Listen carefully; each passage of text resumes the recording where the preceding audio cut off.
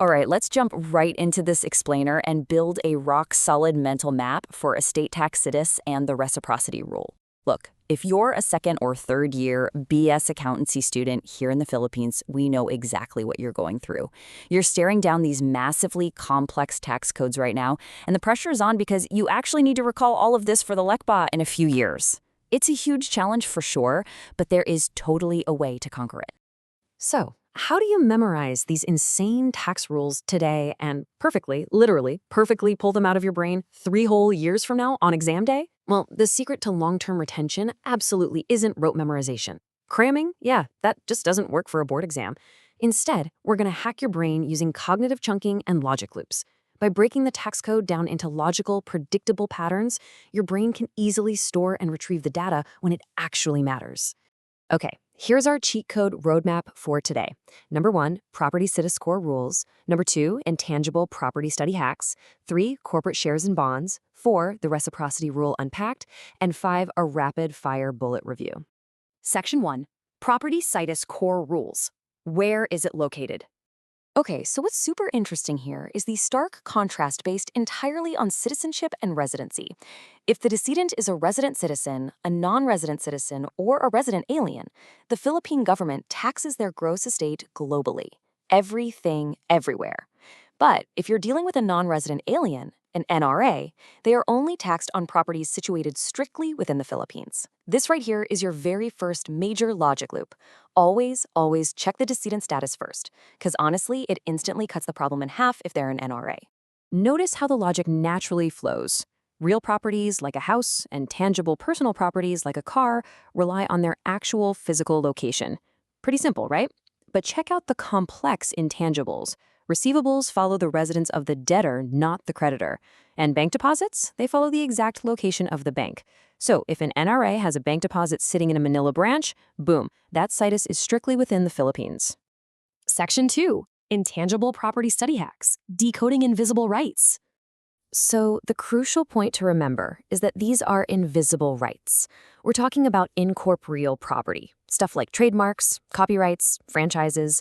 Since you literally can't physically touch a copyright, the tax code had to make up strict, artificial rules on where these invisible rights actually live for tax purposes. And this brilliantly illustrates our next logic loop for intangibles. It is all about where the economic action is happening. If a franchise must be exercised in the Philippines, the situs is here. If it's a partnership or a business established in the Philippines, the situs is here.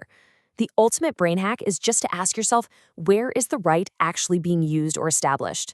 If the answer is the Philippines, well, the tax man is collecting. Section 3, corporate shares and bonds, domestic versus foreign. All right, anchor this rule in your mind right now. If the shares or bonds are issued by a domestic corporation or a sociedad anónima constituted under Philippine law, those shares are always situated within the Philippines. Period. No exceptions.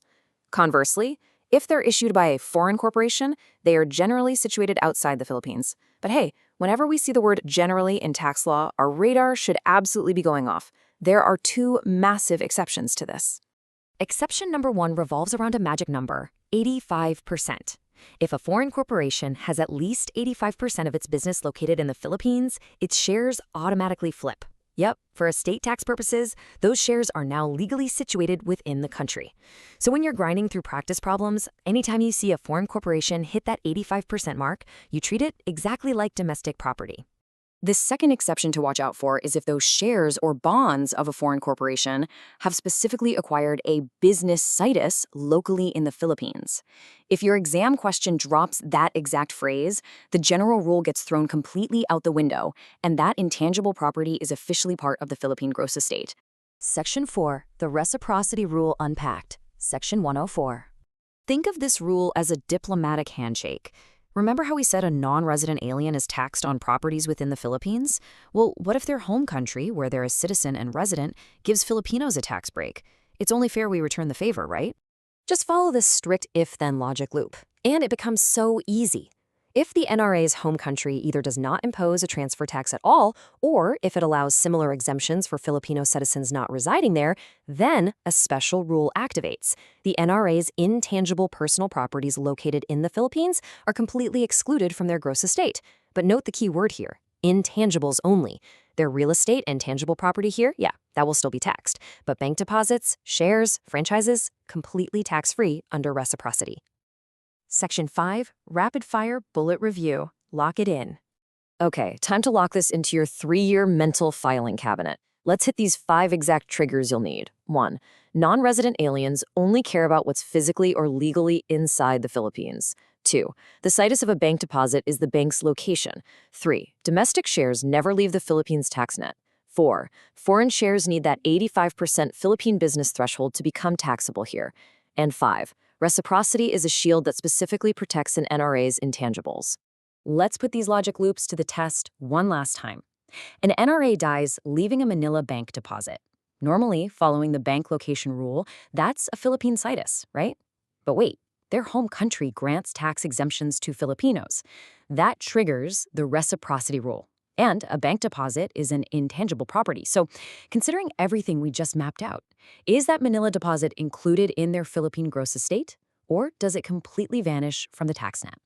Follow the loop, trust the logic, and I'll catch you in the next explainer.